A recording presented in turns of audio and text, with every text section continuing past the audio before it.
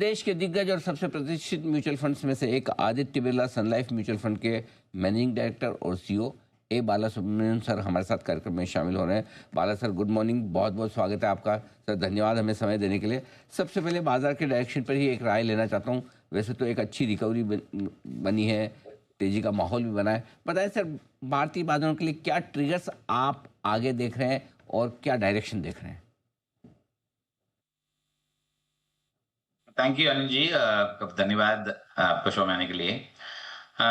जो मार्केट में आने वाला समय में एक अभी करंट मानसून जो सेट हो रहा है उसका मेरे हिसाब से इम्पैक्ट एग्री इकोनॉमी में एक्शन बहुत अच्छी तरफ से आएंगे।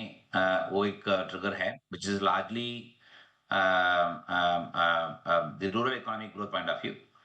दूसरा एक एक्चुअली दैट टैरिफ का जो नॉइज जो था, उसका जो मेलोडन होके जो फाइनल आउटकम शायद जुलाई तक आएंगे, उसका भी मेरे हिसाब से जिस हिसाब से गवर्नमेंट ऑफ इंडिया ने नेगोशिएट कर रहा है हर सेक्टर के लिए, शायद फेवरेबल हो सकता है। इम्पैक्ट टैरिफ के हिसाब से इंडिया में जो पहले के जो कंसर्न जो था शायद कम हो सकता है, and therefore that could act as another trigger.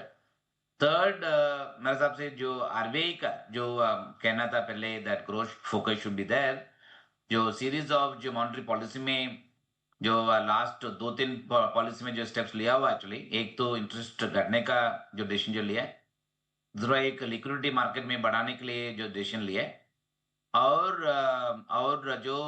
Reform जो बैंकिंग सेक्टर का जो रिफॉर्म्स जो प्लान कर रहे हैं, मेरे हिसाब से सीरीज ऑफ इंफॉर्मेशन जो आएंगे वो भी मेरे हिसाब से मार्केट के लिए शायद पॉजिटिव ट्रिगर दे सकता है। Last but not the least, जो मार्च क्वार्टर में जो रिजल्ट जो आया था, मेरे हिसाब से वर्स्ट प्रोविजन जो बैंक ने जो बनाया है, वो मेरे हिसाब से should be the last. And अभी जो क्रेडिट ग्रोथ का भी जो वापस फोकस आ रहा है, therefore the result led market momentum भी जो बढ़ सकता है। देयरफॉर ब्रॉडर मार्केट में वॉलेटिलिटी आज के दिन में आपको मार्केट थोड़ा कम गिरा हुआ एक्चुअली, बट मेरे हिसाब से डायरेक्शनली इंडियन इक्विटी मार्केट का ये सब triggers would be more favourable. तो तेजी के लिए सारे ट्रिगर्स हैं जो बाला सर ने आपको बताएं कि किस तरह से बाजार आगे मजबूत रह सकता है। लेकिन कोई चैलेंजेस भी है जो आप देखते हैं कि जिसकी वजह से बाजार की स्पीड थोड़ी धीमी पड़ जाए बढ़ने की? नहीं, चैलेंज कल आ सकता है ऑफ कोर्स। एक तो मार्केट का challenge it could come largely from जो हमेशा उम्मीद के हिसाब से ज्यादा बढ़ जाते हैं, therefore falling short of expectation. कभी रिजल्ट अगर फर्स्ट क्वार्टर रिजल्ट्स दोहराएंगे, अगर if it fall short of expectation तो उसका कल उतना ही रिस्क है। एंड दूसरा जो ग्लोबल वॉलेटिलिटी में, I think bond yields globally it is rising, US में स्पेशली। जो लास्ट 2-3 हफ्ता से जो यूएस बॉन्ड यील्ड इतना बड़ा एक्चुअली, उसका अगर हिसाब से लिंक करके देखते हैं, generally high bond yields equity के लिए अच्छा नहीं है, स्पेशली यूएस इक्विटी के लिए। अगर उसका वजह से थोड़ा इक्विटी मार्केट यूएस में अगर वॉलेटिलिटी हो गया, उसका शायद इम्पैक्ट अपना देश में भी आ सकता है। इंडिया वुड आउट परफॉर्म, उसमें डाउट नहीं है, but definitely I think high bond yields can not be ignored beyond a point. But India के लिए इम्पैक्ट है ही नहीं एक्चुअली ज्यादा से, क्योंकि इंडिया में I think return RO cost of capital India में is coming down, liquidity is better, interest rate नीचे है इंडिया में, और अपना कंपनी का बोरोइंग ओवरसीज में करने की कुछ बिल्कुल जरूरी नहीं है, क्योंकि डोमेस्टिक में आपको बोरोइंग मिल जाएगा। But however US bond yields अगर इतना ऊपर में रहते हैं, उसका इम्पैक्ट इक्विटी मार्केट आ सकता है, उसका साथ साथ में ग्लोबल इक्विटी मार्केट में भी थोड़ा रिस्क आ सकता है। ओके, तो थोड़ा असर अगर ग्लोबल इक्विटी मार्केट का पड़े या फिर थोड़ी सी कंपनियों की कमाई कम हो जाए तो फिर मामला मुश्किल बड़ा हो सकता है। अब बताएं सर कि म्यूचुअल फंड में तो पैसा फर्स्ट क्लास आ रहा है, 26,000 करोड़ से ज़्यादा की एसआईपी भी हुई है, नए फोलियोज भी आ रहे हैं। जिन लोगों को इस वक्त पैसा लगाना है इक्विटी फंड्स में, किस तरह के फंड्स ज़्यादा सूटेबल है आज के मूड माहौल के हिसाब से?